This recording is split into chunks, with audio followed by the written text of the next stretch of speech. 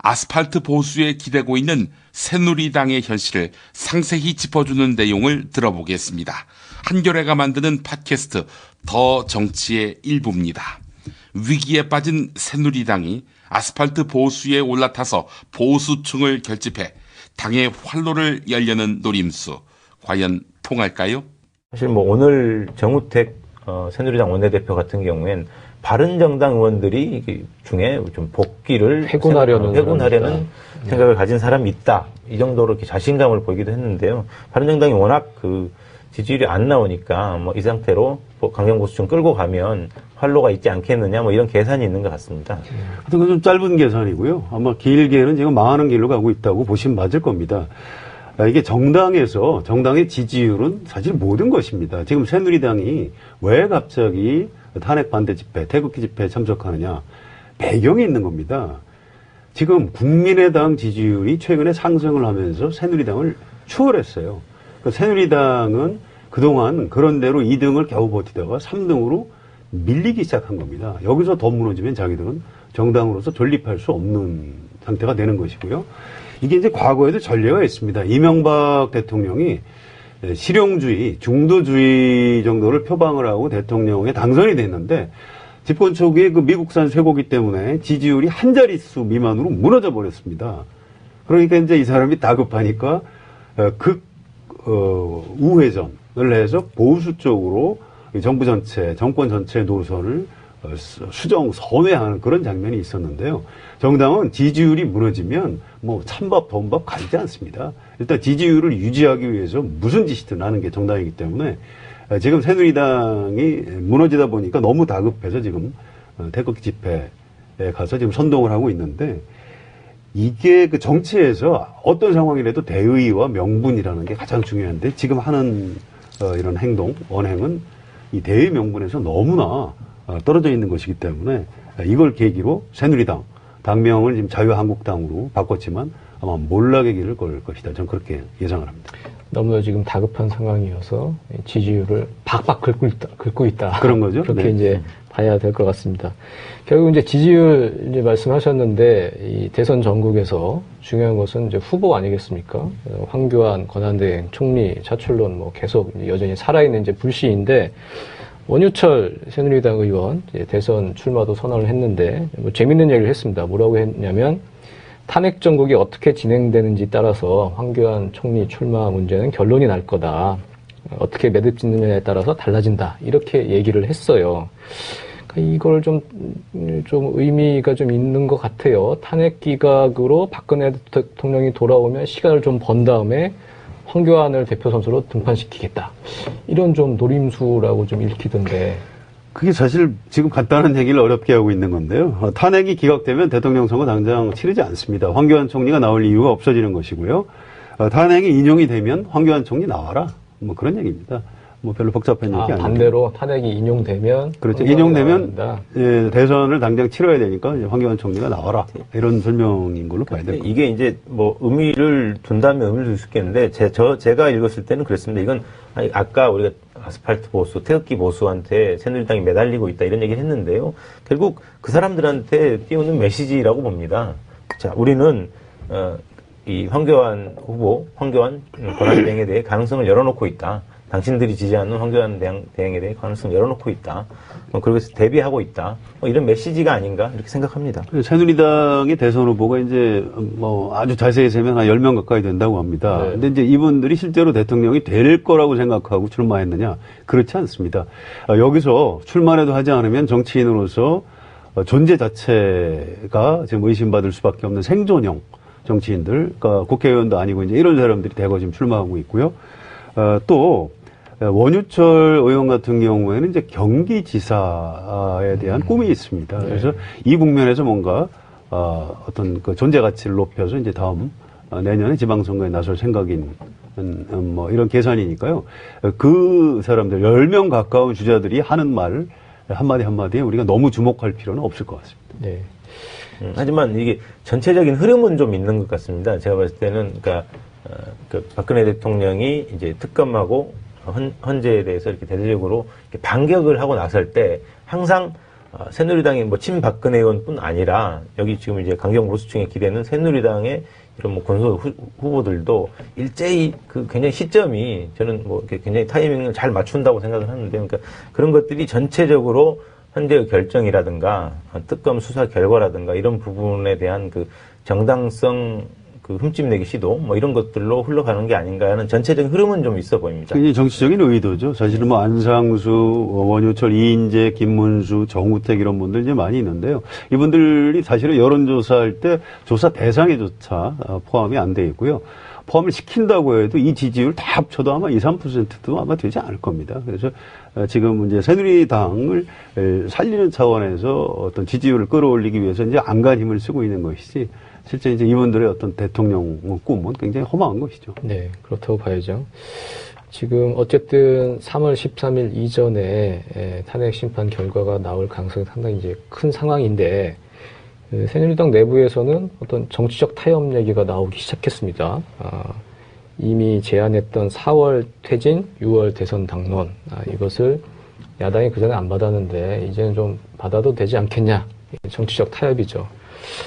이건 어떻게 봐야 되겠습니까? 박근혜 대통령의 명예를 지키고 새누리당으로서도 좀 시간을 좀 벌어보겠다. 좀 이렇게 봐야 할까요? 뭐 말장난이죠. 뭐 지금 새누리당의 그 제안이 유효하려면 박근혜 대통령이 자기 발로 물러난다. 혹시 기각되더라도, 탄핵이 기각되더라도 박근혜 대통령이 물러난다라는 전제가 있어야 성립을 하는 겁니다.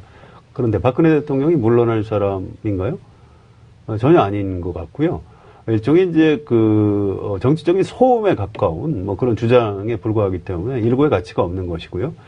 지금 이 마당에 여야가 합의한다고 해서 그럼 그걸 박근혜 대통령이 받아들인다 하면은 탄핵 헌법재판소에서 탄핵을 그럼 그 기각시켜주거나 아니면 국회에서 탄핵 소추한 거를 취소해주면 내가 그럼 4월에 물러날 수 있다. 뭐 이런 정도의 협상이 네. 가능하겠습니다만 네. 지금 제가 얘기하는 게 말이 된다고 생각하십니까? 전혀 그 현실 가능성이 없는 것이고요. 뭐 의미 부여 안 하는 게 좋을 것 같습니다. 이게 그 4월 퇴진 6월 대선 이 얘기가 어제 나왔었거든요. 어제 네. 나왔는데 사실 오늘 아침 새누리당 비상대책위원회 회의의 발언 내용을 보면 어제 이 얘기가 왜 나왔는지 조금 힌트를 얻을 수 있습니다. 오늘 아침에 정우택 원내대표가 어떤 얘기를 했냐면요. 사실 이 문제는, 그러니까 박근혜 대통령, 그러니까 최순실 국정농단 사태죠. 사실 이 문제는 정치적으로 해결을 했어야 하는 건데 야당이 안 받았다. 탄핵 자체가 잘못됐다.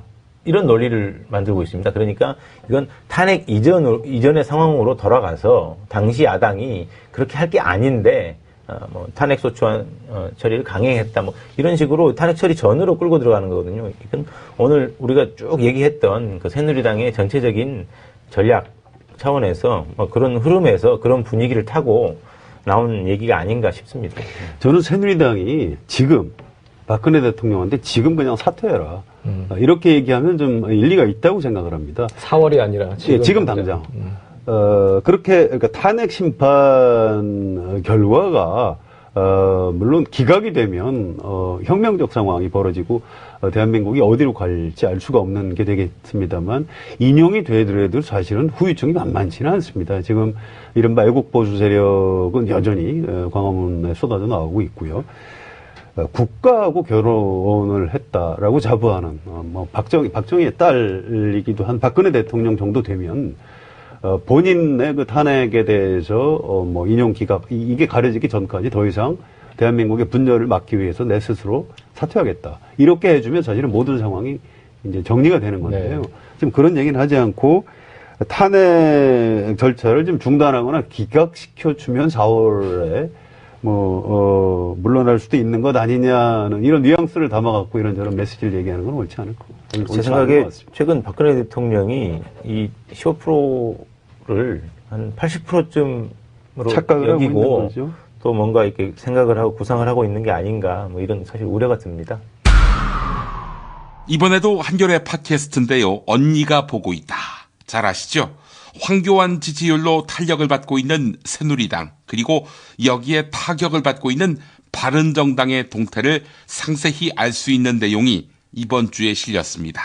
김태규 기자, 이경미 기자 등이 출연했습니다. 만나보시죠. 이렇게 새누리당이 폭주하는 두 가지 축이 있는 두 가지 이유들이 있는 것 같아요. 어쨌든 지금 아까 말했듯이 이 생존하려고 하는 새누리당의 일종의 비상식량? 황교안 국무총리 겸 권한대행이 어쨌든 15%를 먹어주면서 있는 거고, 또 한 축은 바른정당인 것 같은데, 결국 바른정당이 지지부진하면서 결국엔 새누리당이 이렇게 발악하는 그런 이유가 아닌가 이렇게 생각하는데, 11치 기사를 보면 황교안에 대해서 우리 이경미 기자가 쓰지 않았습니까? 네. 네. 내일 11치 보면 다 알겠지만, 네. 어떤 거였어요? 황교안 현상 이런 거였죠?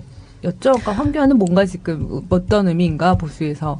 네. 그런 기사였는데, 황교안의 존재가 이 보수 진영에서 어떤 영향을 미치고 있나, 그걸 좀 분석을 해보자라는 취지로 발제를 해서. 이틀 발제해서 결국 이틀째 들어가는.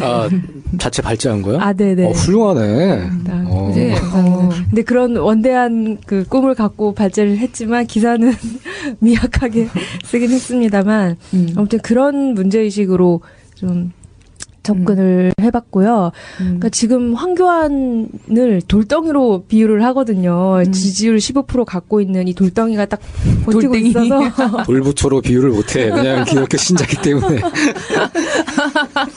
그래서 다른 보수 진영 후보들이 좀처럼 뜰 수 없는 상황이잖아요. 그래서 근데 이 황교안 총리는 우리가 상식적으로 보면 대선에 나올 수 없는 말이 안 되는 사람이잖아요. 거죠. 권한대행을 하고 있는 사람인데 박찬수 선배가 자신의 모든 자산을 걸고 모든 걸 걸고 안 황교안 안 나온다. 근데 어쨌든 그 사람을 지지하는 보수층의 여론이 있고 황교안 총리는 그걸 또 이용하고 있고 부인도 하지 않고 본인의 어떤 몸값을 올리고 어떤 국정 장악을 위해서 그걸 이용하고 있는 상황이니까 애매한 상황이 지금 계속되고 깝깝한 상황이죠. 근데 장기적으로 봤을 때는 여권은 어쨌든 지금 경선에 여권이 아니라 야권은 네. 거의 경선 체제로 돌입을 했잖아요. 근데 보수 진영은 황교안이라는 불확실성이 딱 버티고 있으니까 불확실한데 돌덩이라니.